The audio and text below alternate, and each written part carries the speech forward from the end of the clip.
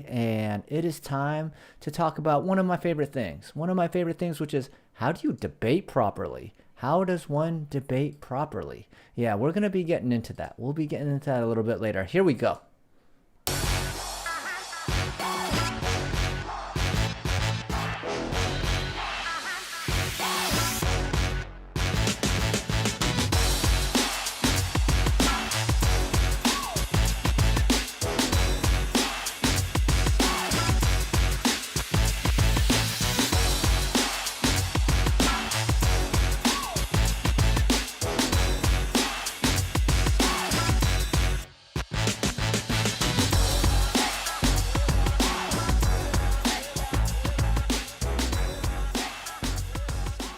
Oh, hey, what is up, everybody? What is going on? Oh, man, it is Monday. It has been a crazy weekend. I'm a little bit out of it, to be quite honest. I mean, if anyone has not looked at the news, obviously, there is a lot of stuff going on. I had a lot of friends who had their businesses looted, rioted. I know a lot of people that lost a lot this weekend. And you know what?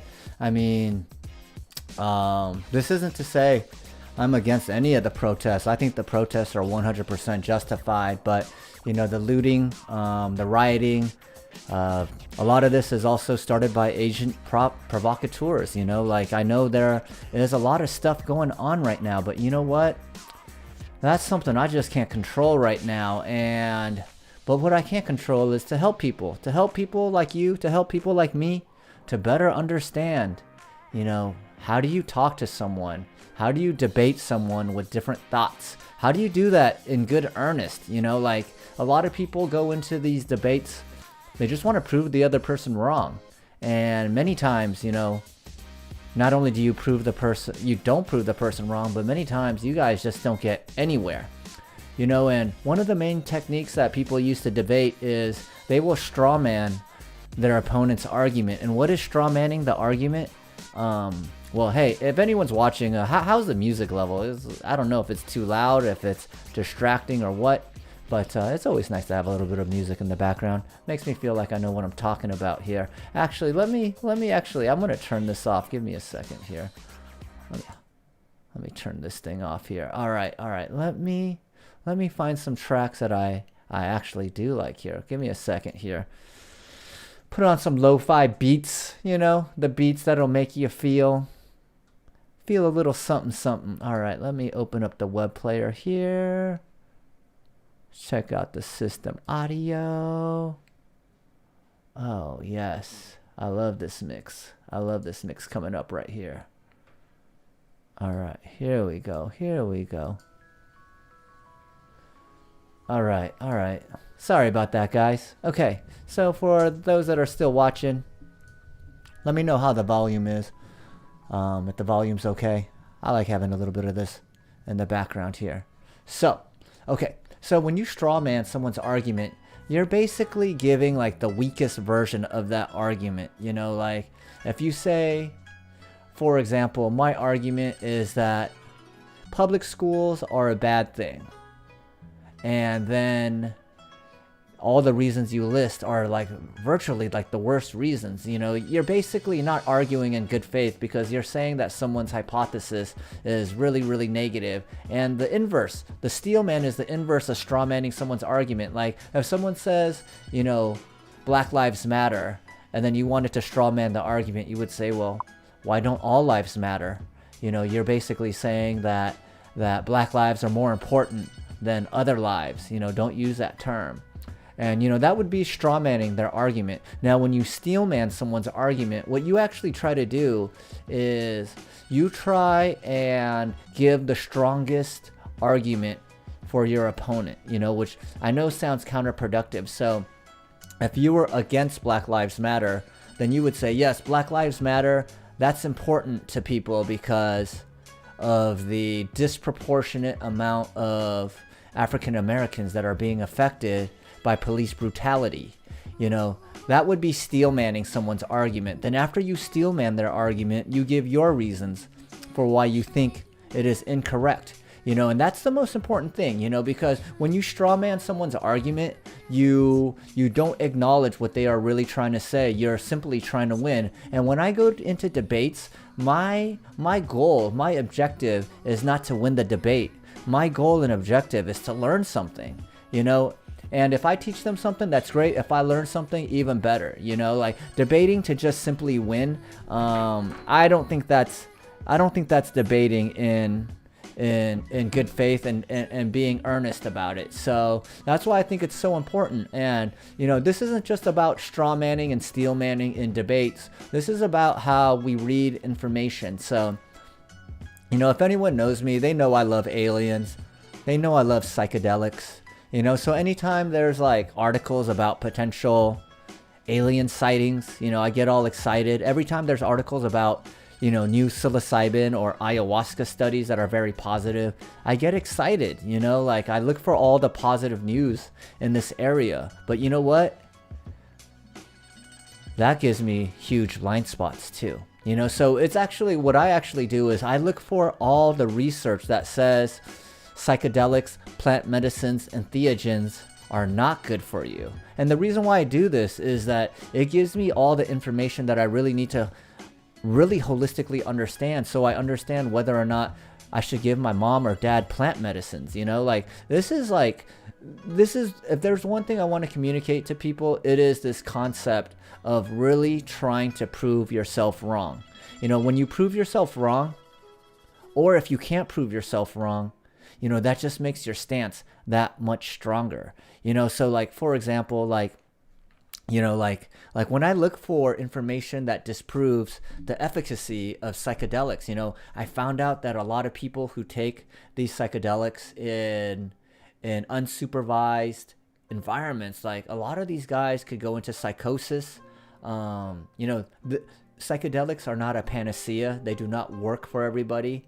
You may have read things that like, yeah, if you're going to commit suicide or if you're at your last end, go do psychedelics. And yeah, I do think psychedelics are a great modality for you to look into, but is it the end all be all? Absolutely not. Absolutely not. And as a matter of fact, if you go into psychedelics thinking that, it's going to change you right away, you got something coming for you. And it's not just like the psychedelics for mental health. It's your environment. It's your tribe around you. And these were all the things that I discovered by looking at information that was anti-psychedelics. So yeah, like I have some friends that are into flat earth. And instead of showing them all the information to prove them wrong, what I did was I looked for all the information that proved that around earth was wrong. And then once I found all that information, I showed it to my friends and they all agreed this was great information. And what I did with that information was I systematically broke it down and showed them like a lot of this stuff that you believe in is just incorrect. It's false science. It's pseudoscience. So, by understanding their beliefs, it allowed me to express my beliefs in a way that allowed them to feel acknowledged, allowed them to feel like I wasn't just mansplaining to them. It allowed them to see that I went through the research to show that I cared enough to figure out, I knew the earth wasn't flat.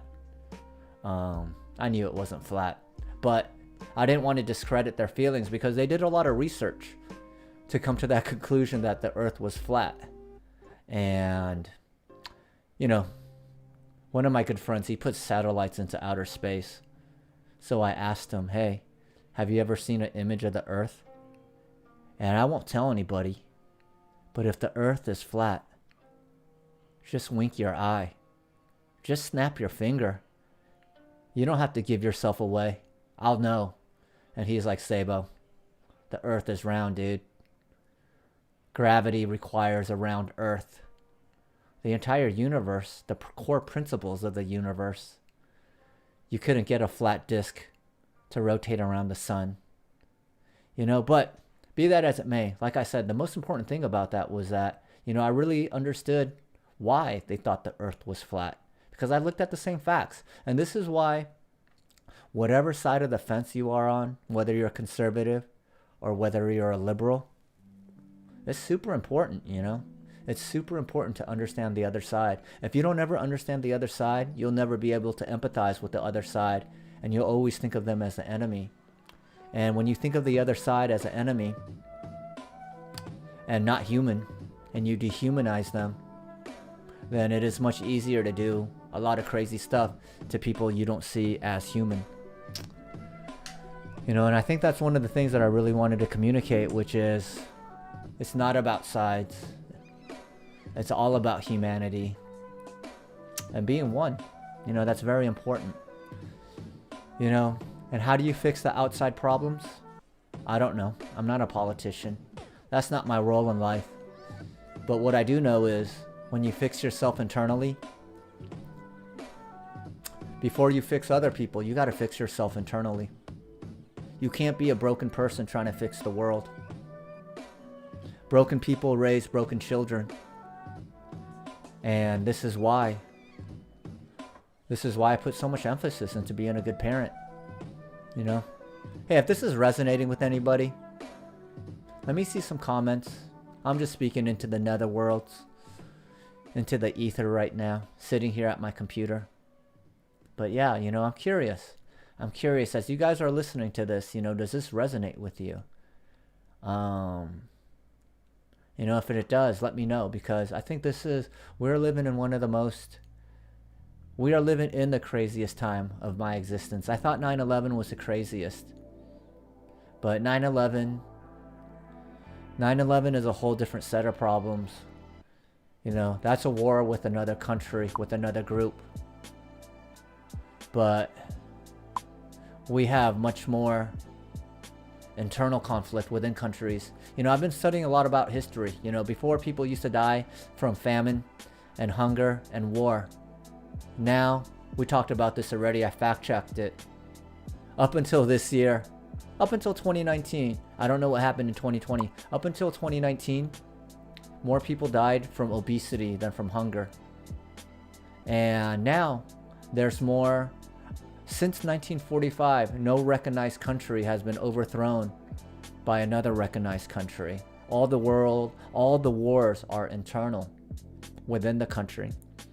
So we have an internal war right now, you know, and we have two groups that see things drastically differently.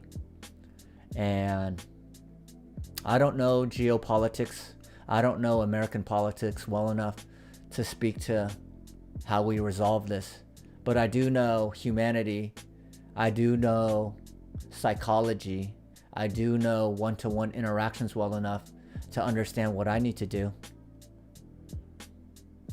And I also know how I could help people. You know, to be that bridge between the two sides. I've traveled to a lot of different states. A lot of states where they hate Asians. Well, maybe hate is a strong word. But a lot of states where, you know, there are not a lot of Asians. And I'm one of the first Asians that they ever saw that spoke like this.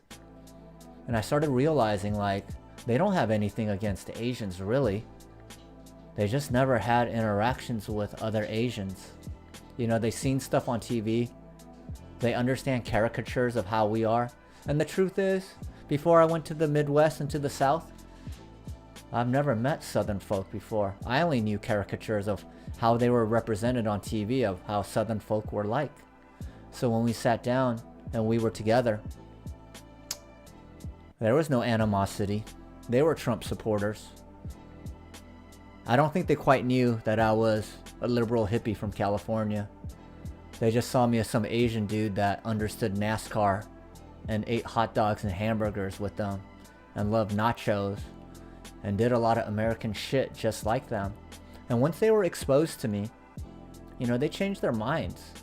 And this is when I realized it's an exposure thing. You know, we're very lucky to live here on the coast where we see a lot of different people and are exposed to a lot of different cultures. And I'm really grateful for that, but that's a gift. You know, this isn't just people in the Midwest or in the South.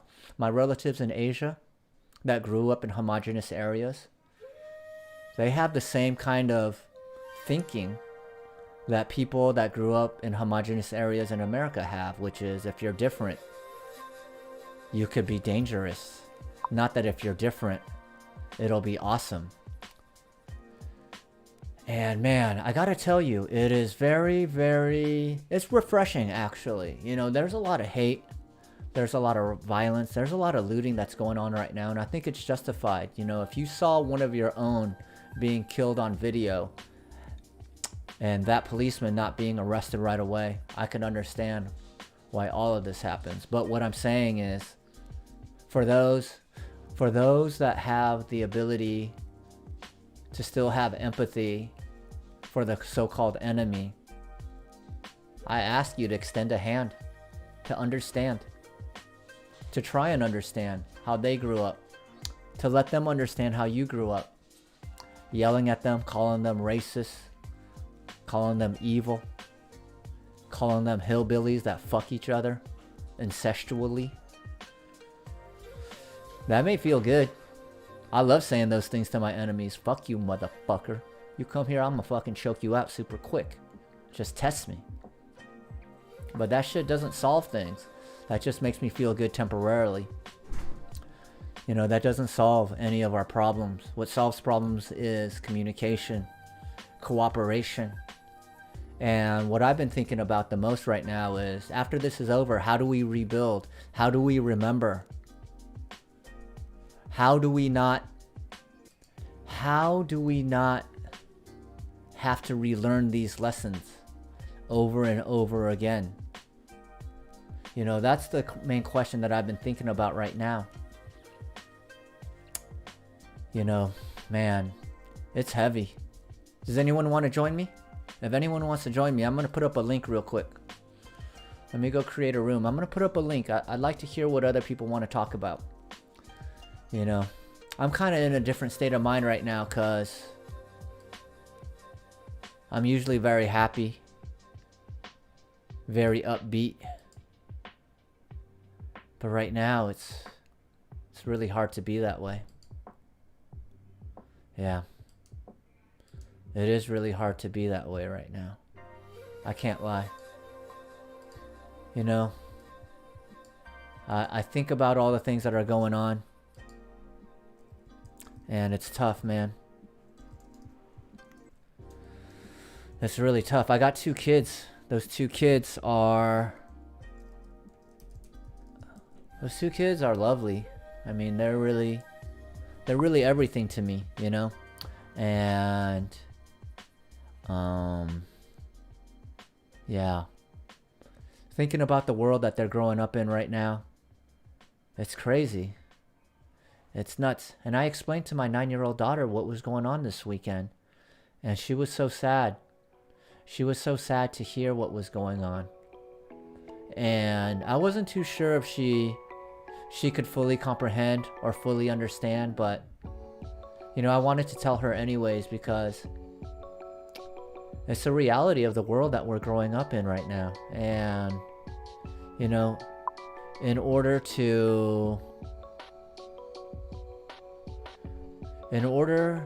for them to be who I want them to be or who they want to be, I do think understanding the world is very, very important. You know, understanding that world that they're growing up in, the pros and the cons, you know, like my younger daughter, she's 5. I kind of hid this from her, you know, mainly I didn't think like she would understand, but, man, dude, it's a lot. It's a lot. I hope that we could all learn from this, you know, like, you know, the reason why people are protesting, it's legit. It's legit. We watch someone get murdered on TV, begging for his life, you know. I couldn't watch it. I watched about 30 seconds and I couldn't watch it. It was upsetting, you know. Like, I understand why people are rioting and looting too, but I also know that there's the concept of agent provocateurs. And if you guys don't know what agent provocateurs are, they're more or less people that are hired, I don't know by who, but they caught one They call him the Umbrella Man. They caught him in Minnesota. While people were peacefully protesting, he started breaking windows. And he was wearing a gas mask. He had a black umbrella. And the concept of the Umbrella Man has been around since... The concept of the Umbrella Man has been around since... The concept of the Umbrella Man has been around since Kennedy, I believe. You know? And that in itself is... It's really sad to think that... I don't know who does it, but there are people out there that want to cause trouble, that want to incite more violence. You know, like, I know people that lost millions over the weekend. I know stores that got looted. I know gyms that got looted. And yeah, it's a shame that we focus on these things when we should be focused on the protests and the policemen that committed murder versus talking about the rioting and the looting. And to think like there's groups out there that have agent provocateurs that are purposely doing these things. It really trips me out, you know? It makes me think, what has this country turned into?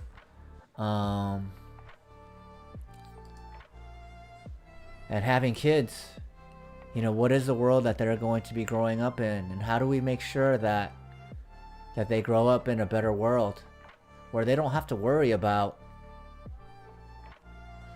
being killed by a cop or having a friend killed by a cop? It's intense. It's intense.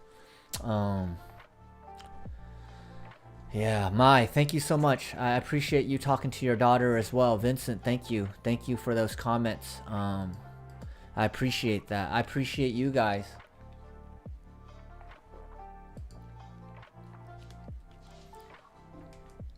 Yeah. You know, a lot of things happen. You know, like my father passed away a week ago. My father passed away. In a way, I feel happy that he didn't have to see this. My dad was a worrier. If my dad saw this, I think it would have really would have negatively affected him. You know, I think it really would have negatively affected my father. You know, he would have really worried about how we were doing out here. My dad was 78. He was suffering from stage 3 cancer. And I have a lot of things to say about my dad too, you know, but I'm going to save that for another time. But yeah, you know, I do feel like I'm very happy he didn't see this happening in America. My parents moved here in 1977. I was 1 year old. And we lived the American dream, you know, like my parents, they didn't come here with much. They were entrepreneurs. Their first 5 businesses failed. They finally found something that worked. And ultimately, you know, my mom had a jewelry store. And the jewelry store, it didn't do that well, but it also didn't shut down. So we were able to have a healthy business. You know, we weren't rich. But my dad, he actually had to go back to Taiwan to be a CEO back in Taiwan. He couldn't find his way out here, but he still felt like we lived the American dream, you know. And I always tell people, you know, when I was younger and I used to go back to Taiwan or Japan, even Japan, you know, that's where my parents met and got married. They're from Taiwan, but when I used to go back, they used to say how lucky I was, you know, that my parents immigrated to America and how we were able to live the American dream and how we had so much more opportunity out here. But now when I go back, you know, they used to ask me when I was going to move my family back, and we used to just laugh about it. You know, but now when they ask me when I'm going to move my family back, I really consider it. I really consider it, you know. I mean, yeah. I have a lot of empathy for those that didn't grow up, but I still get hurt when I hear racist people say racist things. Yeah. I mean, whatever anti-Asian sentiment there is now, I'm 100% convinced it's only going to grow. It's only going to grow unless we change the leadership in this country. And you know what? All weekend, I've been trying to find a place in my heart where I could empathize with people that supported Trump. And for a long time, I was able to find a place in my heart to empathize with them, to understand like they're working class people. They're seeing their jobs being taken away by immigrants. They don't know what they're going to do next. But at this point, I can't. To support a man that says, if there's looting, there's shooting. And if you still support that man, I can't find empathy in my heart for you right now. This guy is vile. He's evil. If you're watching this and you support him, I urge you to change your mind. It's not right. It's not right. It's not right. If this country had the proper leadership, we wouldn't be number one. We wouldn't be number one in corona deaths. That's the only thing we're number one in. Those tariffs we put on China, it's cost China $300 million. It's cost us double-digit billions. So whoever says this fucking dude is a good businessman, he's not. He's a fucking idiot. I will tell you that. I usually didn't use language like that to refer to him because I don't think it's productive, but at this point, this man needs to fucking go. This man needs to die. Give him some more Big Macs. Give him some cheeseburgers. He looks like he's 2 bags of Cheetos away from keeling over. His lack of leadership. The only thing you could trust about Donald Trump is that he will do things in his best interest. And all the working class people that think his best interest is your best interest, you guys are fucking fools. It's time to wake up right now. It's time to fucking wake up, alright people? If you support this man, it's time to fucking wake up. He does not have your best interest at hand. This man is not a leader. He fucking divides and conquers. This is fucking cult leader 101 shit. You get people to be mad at each other. When people are divided and against each other, it's very easy to mind control.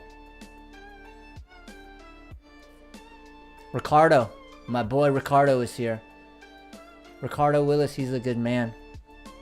I'm glad to have met him.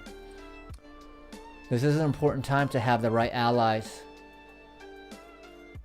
A lot of people say a lot of things that they don't mean right now.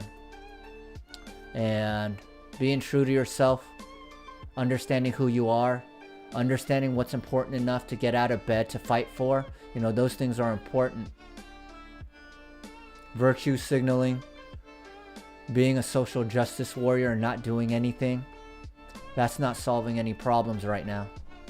That's adding to the problem. People trying to solve the problem and getting your feelings hurt because people don't agree with you, you're not trying to solve problems. You're just trying to make yourself feel better.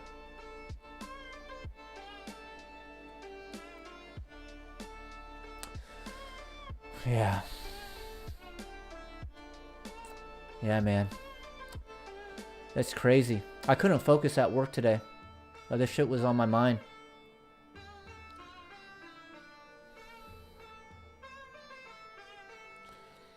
Yeah.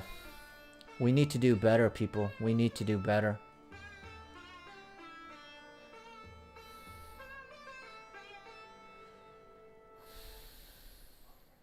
Yeah. We do. So, okay. That was intense. That was intense, you know. And, you know, just to get back on topic with the Steelman and the Strawman. When you Steelman someone's argument, you make sure that's what makes him feel like he's heard. And I'll tell you this. I haven't had any enemies. I mean, I've had enemies. But when I debate them and I have conversations with them, we're no longer enemies. And I'll tell you why. That's because I Steelman their arguments. When they tell me that they support something and their reasons, I repeat the same reasons that they support them. I don't put words in their mouths. You know, and that's important. That's super important to make sure people are heard. And when they're heard, and you don't strawman their argument, you don't weaken their argument, you take it in. That doesn't mean you have to agree. It doesn't mean you have to agree. All it means is that you hear them. And you know what? That's what I've come to discover is people want to be heard, and people haven't been heard. So we got to do a better job of trying to listen. And listening isn't waiting for your turn to talk. That's not listening. Listening is hearing them. And not just hearing the words, but sitting with the intent of their words. Sitting with the emotion of their words. It's important. It's important to do that for people. When people aren't heard, this stuff happens.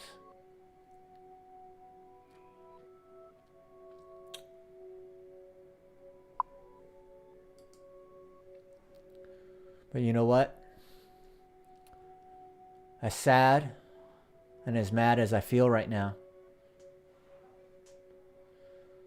I also know I feel hope. I've seen black protesters protect policemen.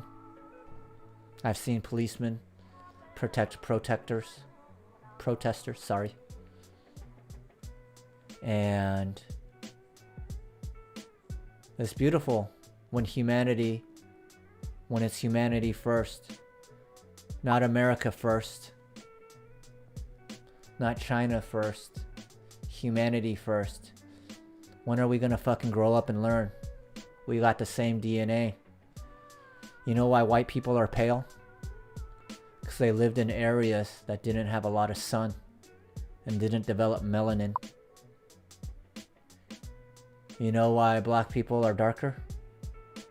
Because they grew up in areas that had intense sun and needed melanin as a way to prevent the UV rays from burning them. We just all adapted to our environment. It's as simple as that. If you don't believe me, go look at some evolutionary biology. It's pretty simple. And you know what? I'll tell you some other trippy shit. Which is you could go from wolves to chihuahuas in 12 generations of dog breeding. Think about that. Wolves to chihuahuas. Wolves to chihuahuas in 12 generations of breeding. What the fuck? You think dogs? You think chocolate labs and golden retrievers see color? No. They're sniffing each other's asses. Does your ass smell good? Maybe eat a few dingleberries from another dog? Yeah, but that's what I'm saying, man.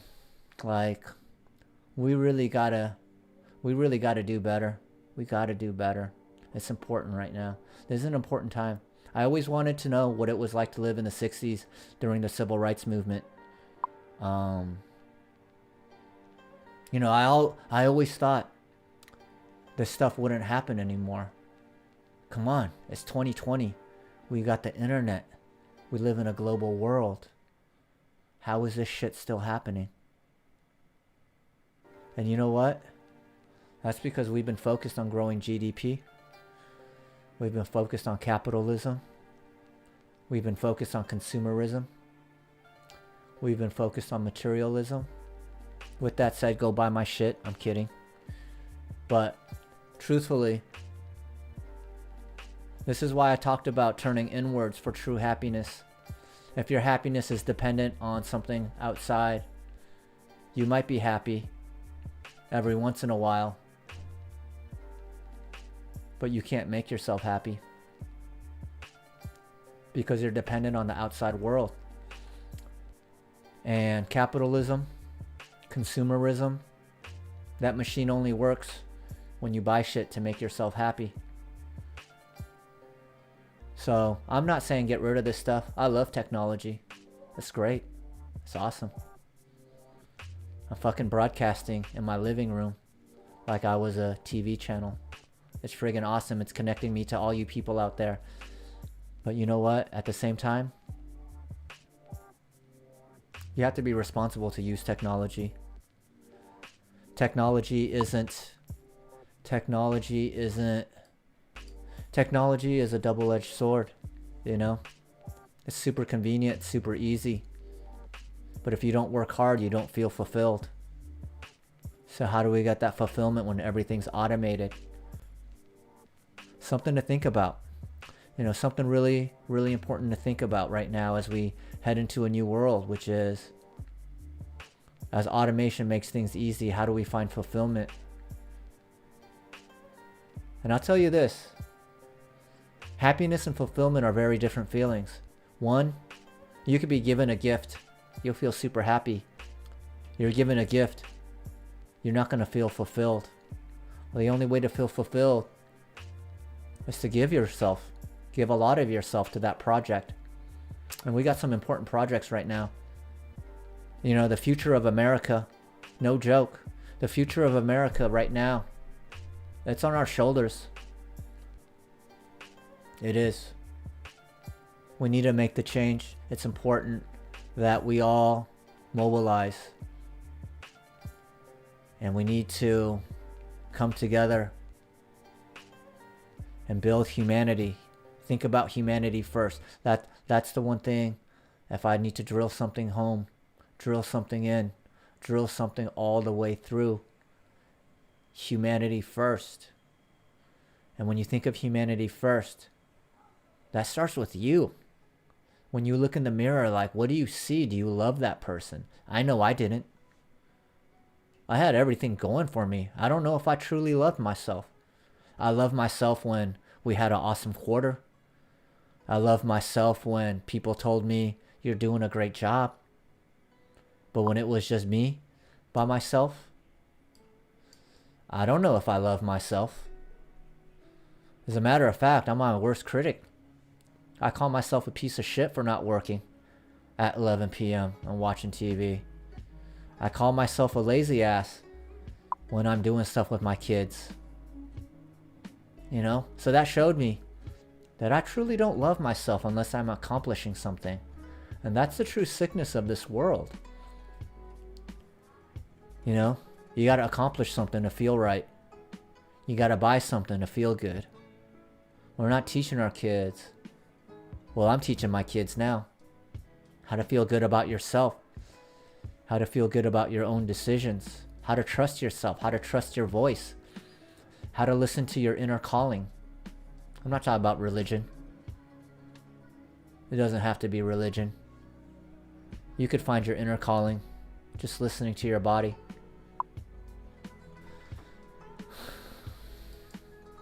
Andrew, my boy Andrew is in the house. I get a lot of good vibes from my friend Andrew. He's a good man. Vincent is also. Misty also. Thank you. Thank you guys for listening. You know, this is actually, I just came on here because I had some cool backgrounds that I wanted to play with. Like this one. Why do I like this background? This is what I see. This is what I see when I want to go to the source. And for those people that know what the source is, you're lucky. Not everyone understands what I mean when I go to the source. But this is what I see when I go to the source. Fractals.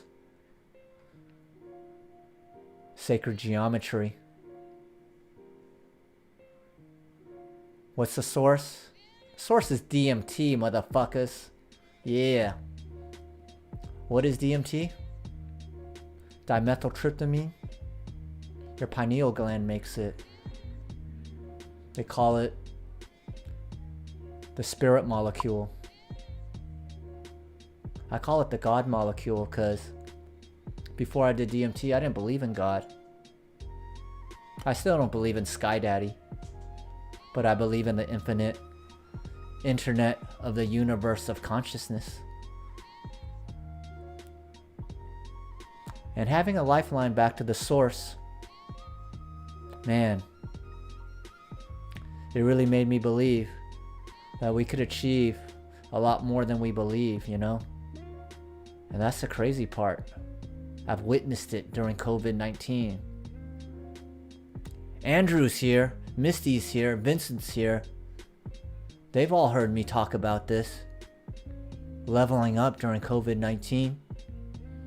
Becoming a flow master. Becoming a freestyler.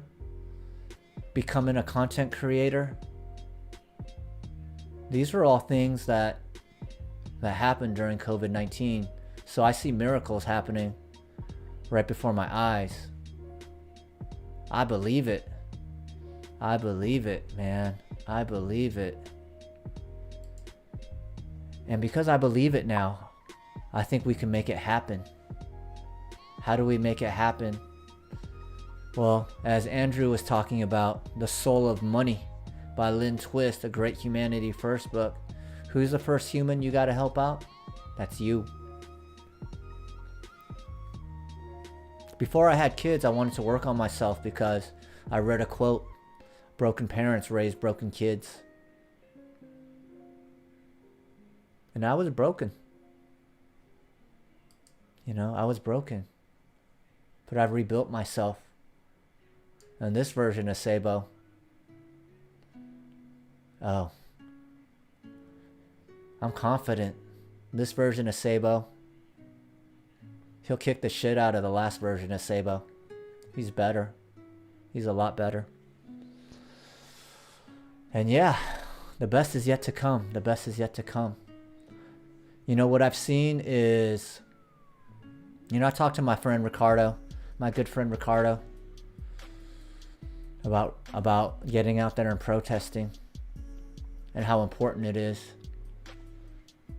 But what's even more important than the protesting is, what are we going to do after the protesting? How are we going to rebuild the community?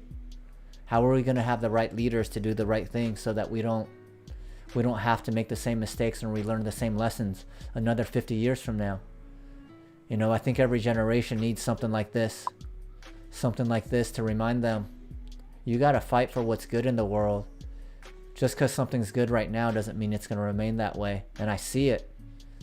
You know, like I said, you know, in the 1940s, there was Japanese internment camps here in America. When they were rounding up all the kids at the border, they were throwing them in the same camps that they interned, that they put the Japanese in. You know, America has that history. America has that history. Even though the railroads were built on the Chinese backs. You know, state-to-state commerce wouldn't be available if it wasn't for the Chinese building the railroads. But you know what they made us do? They made us carry the TNT into the mountains and blew up the TNT and didn't give a fuck if a Chinaman died. You know what chop suey is?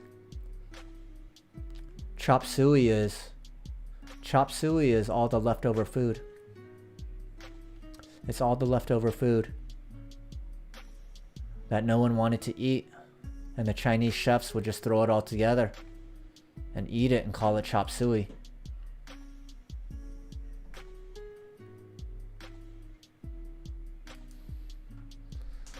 These are all things we need to remember. And we need to remind ourselves what this country was built on, you know? I'm not hating on this country. I'm the biggest fan of this country. I fucking love America. But when you love something, you have to be objective. You have to say what's working, what's not working. I love my wife. I love my kids. When they're being assholes, I let them know. And they love me. And when I'm being an asshole, they let me know. That's how we course correct.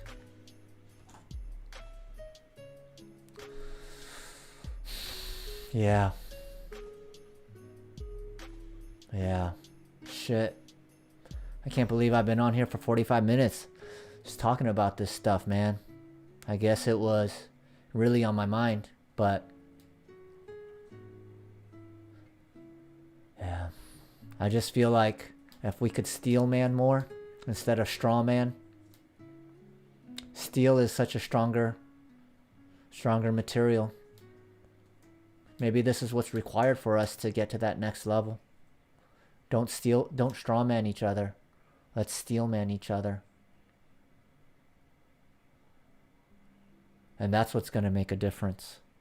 You know what else is going to make a difference? I'm going to take a fucking dab right now. Yo, I hope nothing happened to Beazle. Beazle, my favorite concentrates brand. Beazle extracts. Yes. Dorian. Great job. Great job on this blueberry pie. Blueberry mimosa, key lime pie, cured resin butter. This stuff is medicine, people. This isn't just it's not like alcohol.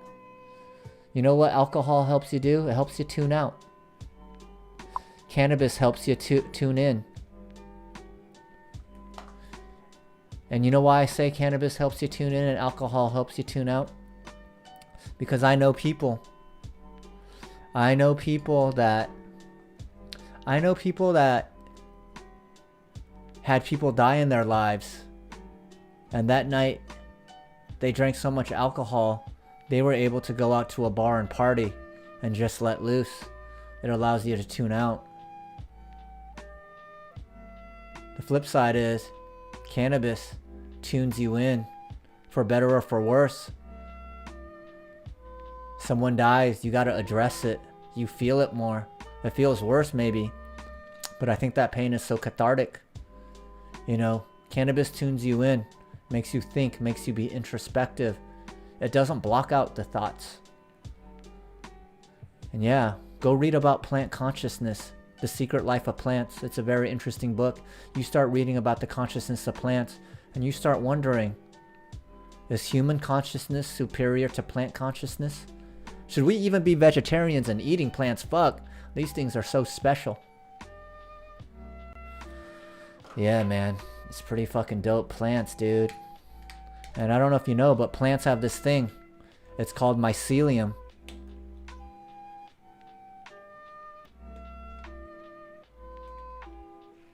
The mycelium is actually what connects all the plants underground. It's a byproduct of growing mushrooms. Mushrooms are fucking dope. Mushrooms are fucking dope, right? The mycelium. The mycelium is like the internet of soil. So plants could communicate through mycelium. When things are happening to other plants, like they need new nutrients, they could send a signal to another plant, and the other plant could feed it.